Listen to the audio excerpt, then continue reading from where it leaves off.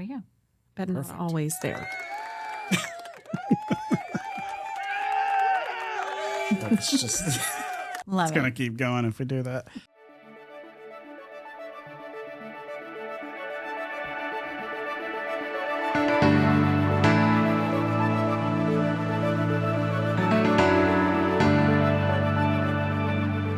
Hello and welcome to the Pinnacle Podcast. This is the first time we're doing this, where we're going to sit down and talk with some of our retirees here at Broken Arrow Public Schools. I'm Greg Spencer, director of ArrowVision, and we've invited several of you to sit down and tell us your memories and your thoughts as you head into retirement. And we're going to watch it here at the Pinnacle Awards, and then there'll be a longer version available on YouTube to watch and or listen to wherever you get your podcasts. So thanks for watching, and let's go to the interviews. All right, and now I am joined by Country Lane Intermediate's finest, right? Rhonda Bennett and Donna Ford. How are you guys doing? Doing good. Good. All right, so you guys really wanted to be here more so than any other place you could possibly be today, right? Correct. So tell me a little bit about your guys' relationship, how long you've known each other, and how long you've been working together. Who wants to go first? We met when they opened up Country Lane Intermediate and they merged Little Country Lane Into Big Country Lane? and Liberty together. Yeah. And How long ago was that? What year would that have been? 16 or 17 years. So it's old enough to drive by now then. Yes. So what do you guys teach? I teach 5th grade math, science, and social studies. 4th grade math, science, and social studies. And have you guys been anywhere else besides Broken Arrow Public Schools? Where else have you been? Talk to me a little bit about your teaching journey. I started teaching in 1990 in Muskogee at Hilldale. Very nice. And I did the JOM program first, and then I got into 4th grade many, many years ago. So I've only taught JOM in 4th grade. And how many years total have you been in BA? BA, 20. 20? Mm-hmm. All right, what about you, Rhonda? I've been in BA the whole 28 years. I started at Park Lane when it was an elementary school. And then I went to Liberty and we opened that up. Yeah. And then Country Lane Intermediate. Very cool. You opened 2 schools? Opened 2 schools. So what, as you kind of get here, to your final days of teaching, what are you going to miss most about it? Working with her. We have a sweet, special relationship that I don't know if a lot of people know, but we do. We've been very close for years, and I think we both can honestly say that we really like kids too. Oh, yeah. What is it about that made you guys teach well, work well together, and become friends? I think our love to laugh. I love to. But I'm a messy teacher. I mean, I'm very hands-on. Yeah. We're always doing something. Donna has her kids on the floor doing things. So I think we have the same teaching style. We do. But I think we both love children. We both love what we do. We do have similar styles, but like did you know she did the robotics? I did not know that, but now I do. That's pretty cool. Donna wouldn't, especially like you started it for the district, or you just? Well, I was probably one of the first robotics ones. coaches back in the. It was a while ago. So. Yeah. And is that something that you've still been involved in up until recently? Yeah, I'm still a robotics coach at the school. That's like the bot ball stuff and all that. Yeah, one of my sons does that at Linwood. Okay. I know they just had the thing not too long ago over there at Centennial.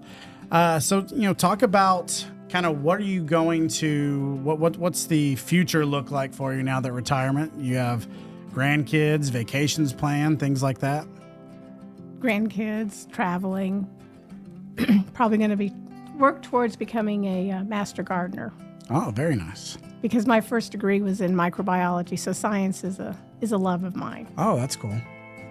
What about you? I have grandkids. I have 3 here, 1 on the way in July with my daughter who lives in Houston. So being retired will give me the opportunity to go whenever I want. Yeah, whenever she needs. Often. And my husband loves to travel, and maybe when I'm not so tied down, I might love it more. Any hobbies or things like that you're looking to have? You said gardening, but any more things that maybe you're going to have more time for now that you're going to be retired? Knitting. Knitting and gardening. I have started a pair of socks 2 years ago. For me, it's just leaving the house more often. You know, we're at work so Other much. than to head to work. Yes. Yeah. You know, that I won't feel like I'm so tight. No, I enjoy my home. And so now that I'm going to be there all the time, I might enjoy leaving it more often. No, that's a good point. Anybody that you would like to give a shout out to, coworkers, principals, former principals, mentors, somebody that may be in the audience watching this right now or listening at home? It's got to be somebody. Keep it clean. I will say that I've worked with Kathy Williams for 20 years, and when she came to Liberty, so she has been a rock, and we have taught 5th grade the whole time. So I've worked with great principals, and Agreed. Do you want to rank them? Do it. Just that was a joke, by the way. Just kidding. will. Just kidding. I'm a fan of Todd Greathouse because he didn't put me in a box. Yeah. He trusted me enough to teach what I was comfortable with and lead my classroom the way that I wanted to, but in return said that, you know, if you didn't have the results that you had, then I would have to, you know, put me back in Put you back in the box. back in the box. Yeah. So I appreciate I would agree. his freedom. Mhm. yeah, I agree. Todd's been great to work with. All right. Well, I think that's probably enough. I feel like we could sit here and talk for a while. You guys are pretty funny, good energy.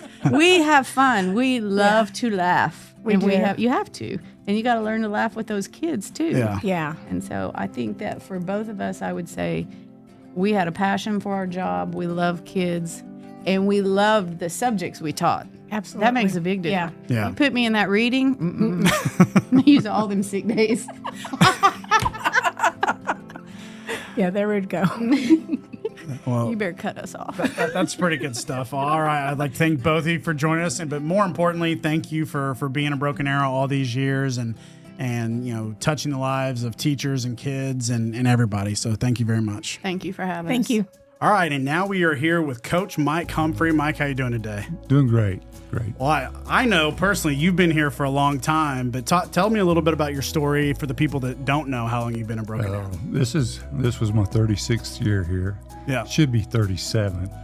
But my first year I was a full-time sub at the high school, and that doesn't count on retirement. I can relate to that. You know. I did a year of a tutoring room back in my first year. That's not going to count one day. So, all right. So everybody knows you as a basketball coach, right? But Right. Tell us a little bit about what else you've done here at BA over the years. Well, I actually started out with football and basketball and track. Yeah. I did track 1 year, had the high jumpers, and that was fun. But I started out with football with Coach Phil and Jerry and on his junior high staff. And then he left, and John Phillips came in as a basketball coach about that same time. And they asked That me would have been mid-90s or so? John came in 93. Yeah. Yeah. And, but I was with Bill Koslika, 89, 90, 91. Yeah. But John came in and he asked me just to do basketball only. So I said, okay. Great basketball since. Well, obviously, people know that because you were part, you look back and you see those old pictures in 97, you were assistant on that state championship squad. And then, of course, you coached Bo Wallace then, and now you've worked with him for quite a while now. Talk a little bit about that relationship. Oh, I tell you what, it's like I said, back when Bo was a senior, he was a tremendous worker. He worked hard in practice, and he was our lockdown defensive guy. We put him on whoever had the best player, And it was great to coach him. And him coming back to get to coach with him, I knew he was going to be a good coach. And I was excited when I heard that we were going to bring him back. Ken Ellett asked me what I thought about it, and I said, man, we can't go wrong. It's probably hard to believe that was 12 years ago. 12 years ago, yeah. So it's been a blessing. It's been a real blessing. So obviously you're going to continue to live in Broken Arrow, I'm assuming, right? I don't know. You don't know? You got what's your plans? My daughter says we're moving to Tennessee eventually. Is that where she lives? Yeah, she lives right outside Knoxville. Okay. But we may end up in Tennessee. We'll see. It depends on the grandkids situation, according to my wife. That's a lot. That's a lot. I know my parents retired basically right when my kids were born, and they've been pretty amazing all these years being great-grandparent or great-grandparents, not great-grandparents. Yeah. But, tell me a little bit about what you're going to miss most about Broken Arrow. The camaraderie with the students, the high school kids kept me young. Yeah. The camaraderie with them, watching them grow up and mature, especially from their freshman year up through their senior year, they mature so much. And then they leave and they come back, and sometimes they're hard to recognize. They grow up. But it's so great to hear what they're doing in life, and they're contributing to the community. That's what I'm going to miss is the kids. So last question, is there anything about you that maybe somebody's worked with you all these years that they don't know about you that they should know, or something that you're looking forward? This is a two-part question. Something that you're looking forward to do in retirement that you didn't get to spend a lot of time doing over the years? I think all the guys know everything about me. I do look forward to traveling. Yeah. I'm going to go watch whatever ball game I want to watch on Tuesday and Friday night. But it'll probably be a BA game. I've already put in for my reserve seats up there in the corner and stuff. But, I really don't have anything that I'm really looking forward to other than the time to be able to travel and be with my wife, who's at Wolf Creek, and next year will be her last year. And, very cool, very cool. Wherever our daughter's at, we'll go travel and visit her. Well, sounds like a good plan, Mike. We appreciate all these years of service for Broken Arrow, and we know we'll see you around, so we'll see you soon. Not goodbye, right? That's exactly right. All right. Thanks, Mike. Thank you. All right, we're back now. We've got two new guests with us, and you guys are co-workers. You're going to retire together. Why don't you introduce yourselves? I am Kim Williams. Cindy Goodwin, And you're from where? Country Lane Intermediate. All right. Well, Country Lane Intermediate. So tell us a little bit about Country Lane, how long you've been there, and what's it been like all these years? We'll start out with you. Okay, Country Lane. Tell us a little bit about your backstory. It's the best. I started out at just Country Lane that split off, and we. What year was that happened? Oh my goodness. 90s? I Sometime don't in the 90s? remember. Probably. We were both there at the same time. Late 90s, maybe. Yeah. So I started out at Country Lane, taught second and third grade. Then we split off third grade, went to Country Lane Intermediate, and have been there my whole career. And when did you join her? I was teaching at the same time at the same school. So when I was teaching third grade also, so when we went over to the new school, the intermediate, we were both teaching third grade. So have either one of you ever taught anywhere else outside of Broken Arrow before? Oh no. I have not. Have not? Broken Arrow's the always- best. Why would you, right? I've always been with Broken Arrow. This is my 31st year. So tell me a little bit about what are some of your plans for retirement? What's the next stages of, you finally got to this 30 plus years of teaching. What's going on next? Grandkids, that kind of stuff? Yeah, Yeah. grandma. Yeah, got to do that. I have a daughter about to get married in October. Very nice. And very then we nice. have a son also. What about travel? Are you guys wanting to do more traveling or anything like that? Absolutely. I just need my bonus to come in. I would love to travel. Yeah. Yeah. Tell me a little bit about what is one of your most favorite memories? I know that's putting you on the spot. It's hard to think about that, but just something that you're going to take away with, or just maybe there was just one time when you had a student come and they were being funny. Anything that you can think of off the top of your head that would make people laugh? Well, probably for me, it would be it was first snowfall of the school year. Had a newcomer, somebody who had never experienced snow. We had inside recess that day, and I was right on the corner where I could just slip out the door. So I had everybody put on their coats, their hats, everything that they had. We went out there, and we came back in. Of course, we had fun, We came back in, and he was there, but the principal. And he said, "What are you doing?" I said, "We're having fun." Got to make time for that. Yeah, that was probably the best moment. What about you? I can't think of one in particular, but kids say very funny things almost daily. You'll probably think of something as soon as you Absolutely. leave, right? I love to sew, and I love to make quilts. So my goal is maybe to make some quilts for some little newborn babies. Very cool. That's nice. I would love to read a lot more than I have the opportunity to do now. And I would like to get involved in some kind of community volunteer work. Got to stay involved for sure. Yeah. Definitely shout out to everybody that's helped me just get to where I'm right now. Yeah, I would say the great memories are with fellow coworkers Yeah. that became more than coworkers, but friends, and how we just support each other fully. Absolutely. If you had somebody that was getting into teaching, obviously things have changed a lot since you guys started, and sometimes teaching gets a bad rap in terms of a career field for kids in college right now. But if you had any advice for them about getting into teaching and really, coming to Broken Arrow, what would you give them? If you're really interested, you're going to find the incentive to stay, because there are a lot of hard days, but also when you see kids that benefit from something you've done, or just know that they are cared about, and that a light bulb goes off in their head about something they've learned, that's the best. For sure. Got anything to add to that? I would suggest, I love teaching. It needs to be a calling. Yeah. I feel like it definitely, you have to have that desire Yeah. to make a difference. And just to see the kids and how they grow, and you relate to them. It's something you got to be passionate about, and it's clear. And just 5 Absolutely. minutes of talking with you guys, it's something that you've been passionate about. And I think anytime you do something for that long, it's something to be rewarded as well. So Yes. I'd like to thank you guys for your service and all these years at Broken Arrow, and thank you for spending 5 minutes with me tonight. Okay, Thank you thanks. so much. All right, thank you. All right, now we're here with Devra Kennedy. Devra, thank you for being here today. Thank you. So you're coming over from the high school, and you've been at the high school for how long now? This is 10 years. 10 years, and then before that you were where? Childers, Childers. or 12, I believe. And then you told me also 1 year at Southside, Yes. which is no longer part of the school district, but a building that is still there, not too far from the ESC. Talk a little bit about your experience in Broken Arrow all these years, 23 years, and how did you land on this being the year that it was time to go spend more time with the grandkids and whatnot?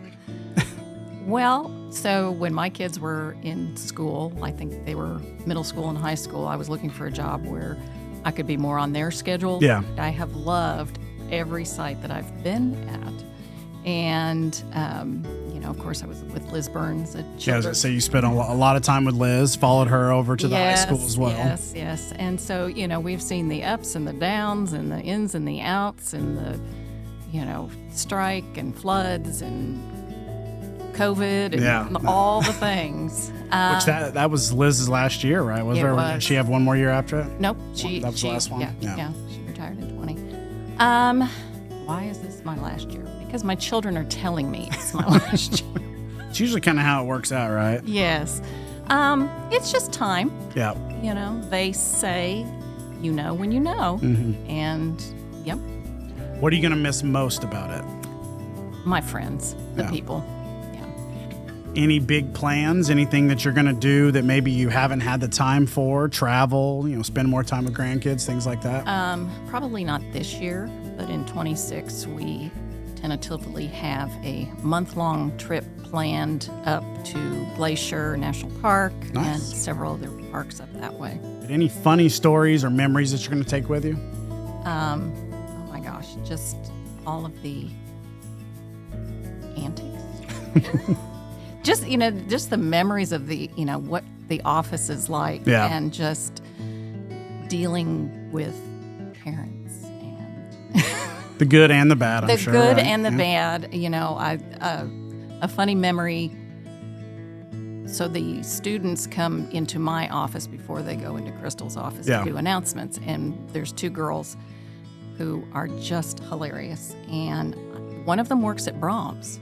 So all of a sudden they launch into this impromptu driving up to the drive-up window, and the one girl asking the other girl, welcome to Brahms. How can I help you? On the intercom, they're saying? No, they're just standing in front of my desk doing this. And I'm just like, it was like total, they were into it. It's been a fun ride. Yeah. Now, you had kids that went through the district as well, right? Yes. Talk a little bit about them and kind of what their experience were and what they're up to now. And, Well, they were both lifers.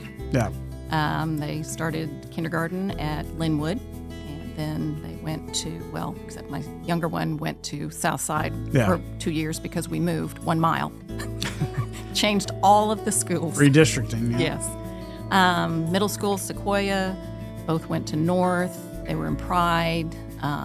My younger one, Megan, was in the first Pride show that won nationals. Very cool. Yeah. They both live in town. Yeah. And between them, they have 5 children. And And those kids are, what ages are they? my oldest grandson just turned 12 last Saturday. And so there's 9.5, 5.5, 3, and 2 weeks. Wow. Congratulations then. Thank you. Very cool. All of them, well, I should say the older 3 are at Union. Okay. Well, we won't mention that. And my younger daughter's a counselor at Ochoa. Okay. Is that a Union Elementary? Yes, Gotcha. yes, I tried. Well, I actually, our house is in the Union School District, but we transferred back over. That was as of 2 years ago, Yeah. almost. So, all right. Well, Deborah, thank you very much for joining us here. I know you didn't want to come over here and talk to me this morning, but I made you do it anyway. But we really do sincerely appreciate all the years, 23 years here at Broken Arrow Public Schools, making a difference, and we really appreciate you. Thank you so much. All right. Good job. So, Jeff, you are a teacher, an English teacher at Broken Arrow High School, correct? Yes. And this is going to be your final year. Tell us a little bit about your story, how long you've been in education, and how you ended up at Broken Arrow. Well, it's my 22nd year in education, and started at Skytook. Later on, went to TPS because I always lived in Tulsa, and when we moved to South Tulsa, it just made the Skytook drive a little crazy. If you have any doubt about which way to go with a thing, there's always someone there to help say, well, you might try this, you might try that. And they give you a lot of room to improve, and I really do think I improved during my time here. I really do consider the years I've been a BA to be the best I've ever had in teaching. Very cool. Anybody in the department, the English department, that you want to give a shout out to, or that you had? Obviously you were later in your career, but it's never too late to have a mentor, right? I think the whole English department is incredibly talented, but special shout out to Miss Dale and Miss Chaplin and Miss Johnson. Awesome. So tell me a little bit about what are your plans for retirement? What's next for Jeff Graham? You'll probably see me in a form of a substitute. Which is always, we're always looking to have more of those, right? Yeah, that's one thing I'm probably seeing myself doing, and I'm looking at some other possible side jobs and things just to kind of fill the gap. Any final thoughts in terms of kind of what you're going to leave with most and what education meant to you? And then what, I know you said the spending these last 6 years at Broken Arrow was big for you, but any final thoughts before we move on to the next person? Just that BA is a great place to work, and I just want to just restate that. Well, awesome, Jeff. Well, I appreciate you and enjoy your retirement and hope to see you back around on the Broken Arrow campus substituting, and thanks for having you. Thank you very much.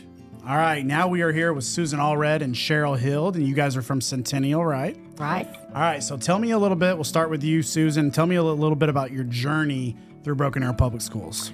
Well, I started in Broken Arrow Schools in 1994, and I started at Westwood Elementary. Nice, which is right out there It by the is. track facility, right? Yes. Or what's left of it? Yes, exactly. And that year, I was also at Central Middle School, which is now Okay. Central on Main, and I had the high school as well. So the following year, I just worked part-time at Southside Elementary. I did a job share position with another speech pathologist for a couple of years. Then I was at Leisure Park Elementary and then Rhodes Elementary, and I've been at Centennial for 10 years. So you bounced around for a while, a lot of different places, got to know the district, but you made Centennial a home for a decade now. So what's special about Centennial? The staff at Centennial is great, and so is the administration. We've had great leadership there, and it's just a big family, and I think that's what keeps me coming back. It is my 29th year in the district.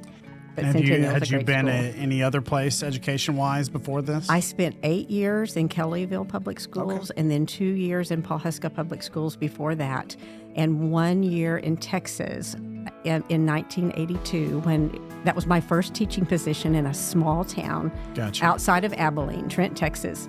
And I was there for 1 year before we moved to Oklahoma. So all in all, how many years in education total? 39. 39. Didn't want to make it an even 40? Well, I tried. So, Cheryl, what about you? Tell me about your journey into education. Okay, so I started out as a registered nurse, and then I became a stay-at-home mom. And while I was a stay-at-home mom, my daughter entered school, and she struggled with reading. We found out she was dyslexic, and so she had this amazing reading specialist that told us that she knew it was in there. We just had to figure out a way to get it out. So we worked, and my daughter now, after she learned to read, she's now has a PhD. Wow. And she works with students all over the place. Very and in various universities. And then my son sat alongside as we were practicing reading, and he started reading when he was 3 years old. And then it was just a cool experience to be able to help them both learn how to read. And just a big inspiration for you to get into education. Kind of start that. Start that second career. And obviously, and how many total years did you teach? 17 years, 17? all at Centennial. Very cool. What are some plans that you guys have going forward into retirement, whether it's spending more time with grandkids, vacationing, that kind of stuff? well, for me, I will still be working with children. I'll be doing some virtual speech video sessions with children from home, which will be great. It'll be a more flexible schedule. I'll be at home more. I do have 4 wonderful grandchildren, so I'm looking forward to that as well. Cheryl, what about you? I just became a grandmother for the first time in Congratulations. March. And so I plan to spend a lot of time with my grandson. And also, we have a private lake outside of Bixby, and we're going to spend some time there and do some. What are you going to miss most about the district and working here? I think I'll miss the most coming to school every day because the staff at Centennial is a big family. And I'll just miss seeing the same people every day and just being a part of the staff because it's a great place. Some final thoughts here. Anybody else you guys want to give a shout out or mention? I know you guys have probably had different special ed directors over the years and whatnot. Yes, I think Cheryl and I would both agree that we'd like to thank Jeanette Brown and Daleen Thornton, our special education directors. I've worked with Jeanette for a long, long time. And Kristen Schaffnett, my speech department chair, and then so many administrators over the years, Carla Dias and Ashley Bowser, Kristen Graves, Lindsay Johnson, and Tamitha Ogilvie, and then Gentry Gwynn is our principal right now, and she's been great. Absolutely. Cheryl, what about you? I will miss the same thing as you. I will also miss the students. I just, every now and then I see one at Hobby Lobby or somewhere like that, and then I realize, man, I'm going to miss those students. Gotcha. It's really the kids that keep us coming back. It really is. Yeah, for sure. My first year, because I was a registered nurse and I was not a teacher, and especially a special ed teacher, no. Michelle Hubert, she helped me. She was amazing. She had patience. She taught me everything. She's just wonderful. And and the principals too. Miss Graves was one of my favorites, and all the other principals have just been really wonderful. Any extras there? One more person I'd like to mention is Sandra D. I don't know what we would do without her. She just helps us immensely, gives us plenty of support when we need it. Well, I'd like to thank you both for coming here today and giving us a little bit of time, but more importantly, thank you for giving your time to Broken Arrow Public Schools all these years. Thank you. All right, and now we've got Superintendent Chuck Perry here with me today to kind of wrap this Pinnacle podcast up. Chuck, talk to me a little bit about what it means to have a day like the Pinnacle Awards where we honor people who have worked here for a long time and have retired here. Well, I think first and foremost, what makes Broken Arrow Public Schools such a great district is our people. Yeah. I hear that time and time again. We've had employees leave the district and several years later give us a call and say, I want to come back. Yeah. And you ask them why, and they said there's no place like it. It's a family. The people, iron sharpens iron. They just felt like they grew in their careers and were challenged to be the best they could be because they had so many great people around them. And when we hire great people, the end product is our kids get the best education possible. Yeah. And our kids win when we've got people that are feel valued, feel respected in their profession, and really come to work each day with a positive attitude. And our kids see that. They notice that.